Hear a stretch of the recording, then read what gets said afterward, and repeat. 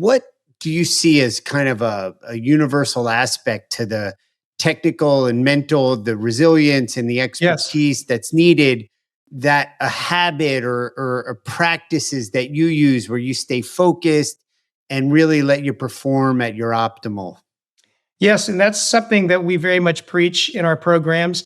And by the way, we have other astronauts and other professionals that participate in our program, some of the programs that we've developed or have helped develop. So, in a way, we're a little bit of a micro speakers bureau, but we always go out and preach what we call operational thinking. And this is something that's drilled into us at NASA as astronauts. You need to be operational. That is, you need to, like I said, if you're a waiter in a restaurant or a busboy, you've got to scan, be aware of all what's going on. You got to reprioritize on the fly.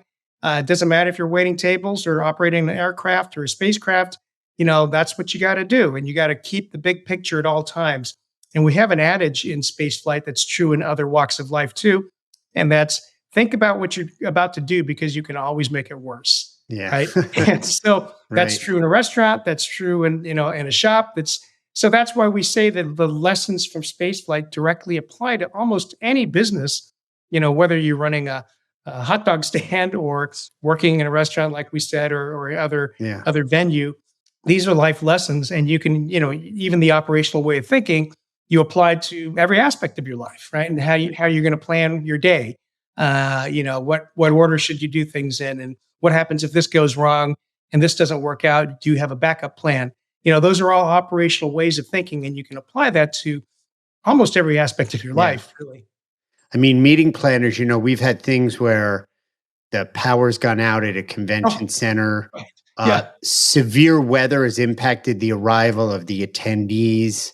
There's been an unfortunate plumbing, a flooding of several floors of a hotel, and the list goes on. And that's where that mindset and that agility and adaptability really comes into Right. play. Yeah, you got to be able to stay calm and focus and figure out, okay, what do I got to do first? Right. What do I have to do? What do I have to do first, second, third? Oh, wait a minute, this happened. Now this is the most important thing that I got to work on. And keeping that big picture, balancing all those spinning plates, and very much so, like you say, meeting planners. I can very much see how they have to be operational thinkers to be successful. Wait a minute, that sounds like raising a set of twins as well. Right. That's right. I just want to share with our listeners these great insights. Comment what you're dealing with and how you've been able to adapt, just like the commander of the space station has to at your events, your conferences, and what you're doing as far as executing when problems arise or when they go according to plan, and how satisfying that is and what the learnings are. Like us, love us, subscribe, and we just appreciate you being with us.